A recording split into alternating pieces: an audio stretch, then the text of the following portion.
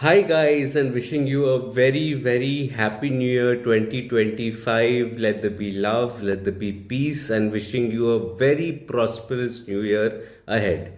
With that, let's get back to our review. And it's only fair that I have started this year with a Malayalam film review. Hi guys, this is Farhad, and welcome back to my channel Popcorn Reviews. If you're new to this channel, please smash that subscribe button now and remember to like and comment on the video. Liking and commenting helps fuel the YouTube algorithm. And today I had that one leftover from the Malayalam film industry that I really wish to cover. I had a couple of requests also for this film to be covered, and so with a little bit of anticipation, I decided to venture into the world of Mura, the Malayalam film Mura that had released, I think, around Diwali or a week after that. And it's streaming currently on Amazon Prime. Now, first things first, if I have to be brutally honest, I found Mura to be a decent film. One of the impressions that I had was similar to that of Bougainvillea, the film, Malayalam film Bougainvillea that was there, which had an amazing first two acts that were there, but it did not really have a strong final act, so to say. It all, got scattered in the final act, which is the case with Mura as well. What I felt was that if this was the story that it was willing to tell, then the screenplay probably should have been as a parallel plot point. There should have been two plot points that would go parallel, one from the present and one from the past, which would have actually met at a certain event which is shown at the beginning of the film. Because everything was stacked well, it was going well until it kind of stumbled in the final act. So coming to the story, a little bit on the story and the screenplay, Mura is essentially a heist kind of a film. It's a heist drama slash thriller involving four protagonists that are there who get embroiled in a world of crime. Now, one of the themes of Mura, which was very good, was that of friendship. So, when you are introduced to the four characters that are there, you see a bout of friendship between the four of them. There is camaraderie and there is an exuberance of youth that you see even when they are working for their local gangster that is there, which is Ani. So the power hierarchy that is there is nicely, highlighted along with the central theme of friendship that is there.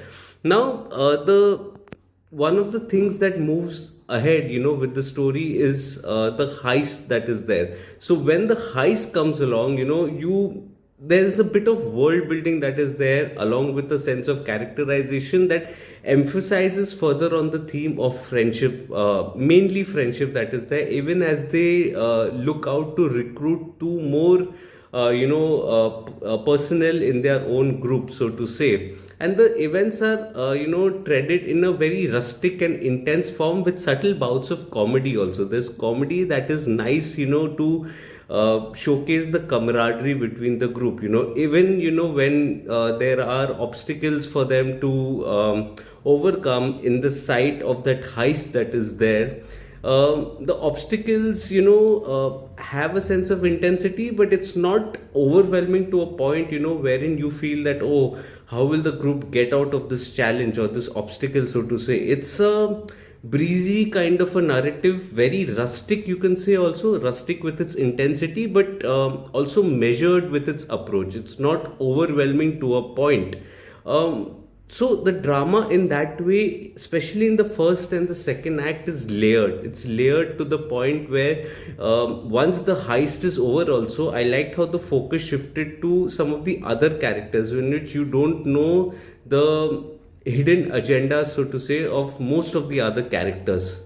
But then starts the the final act that is there, that absolutely comes crumbling down. And one of the reasons for the same is because the final act in itself felt like a DNA of another film. It did not seem exactly a biased continuation of the second act that was there, because the entire revenge angle, if I can put it this way, you did not allow the audience to comprehend and absorb the drama that is there, even with the kind of stakes that it had to offer. The stakes in the drama did go up, but you did not allow enough time for the audience to, to hold on to them.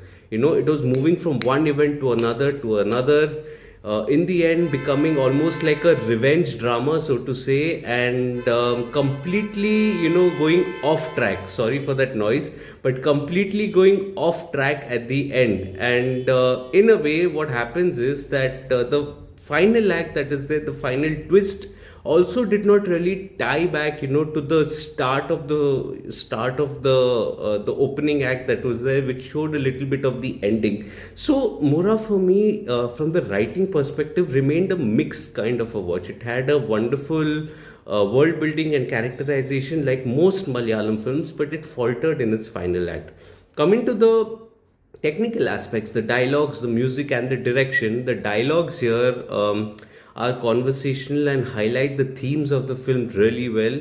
I even like the music and the BGM. They definitely had a nice little substance to it that went well with the mood of the drama. Even the cinematography captured the rustic lanes and the rustic intensity of the drama really well, without shying away from, the unabashed violence that is there, which is shown and in parts, so to say. The violence, though, at the end, I was on the fence with, because, again, as I said, it felt like a DNA from another film.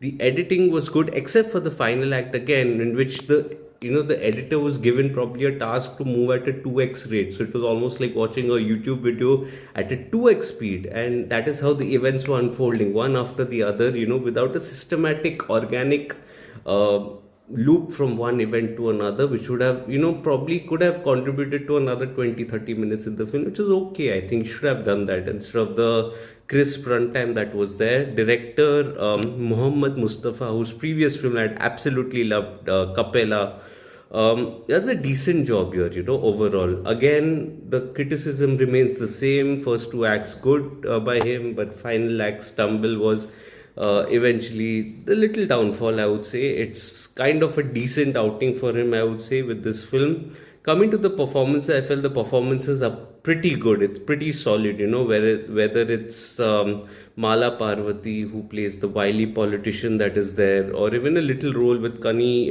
Kusruti that is there.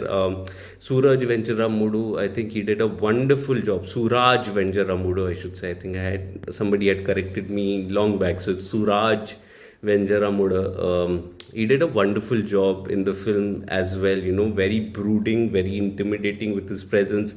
His henchman, co-star Kannan Nair, also did a stupendous job.